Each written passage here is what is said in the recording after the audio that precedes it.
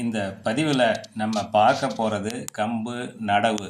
இப்போ இது கம்பு வந்து விறகால் கிடையாது. இது கம்பு வந்து நாங்கள் வந்து கம்பை வந்து நடவு முறையில் பண்ணியிருக்கிறோம். அதாவது நாற்று விட்டு பிடுங்கி நட்டுருக்குறோம். அது வந்து எவ்வளவு செழுமையாக வளர்ந்துருக்குது பாருங்கள். இந்த மாதிரி நாற்று விட்டு நடக்குள்ள கம்பு வந்து நல்ல பசுமையாகவும் செழுமையாகவும் தண்டு வந்து நல்லா பெரிதாகவும் போத்து போத்தாகவும் இருக்குது. இதை காலையில் ஏஞ்சி இந்த கொல்லைக்கு போயிட்டு இதை பார்க்கக்குள்ள மனசுக்கு ரொம்ப சந்தோஷமாக இருக்குது. ரொம்ப பசுமையாக அழகாக இருக்குது. நான் கையால் எடுத்து காட்டுறேன் பாருங்கள். எவ்வளவு அடர்த்தியாக எவ்வளவு நீளமாக அந்த இதழ்கள்லாம் எவ்வளவு பசுமையாக வந்திருக்குது பாருங்கள்.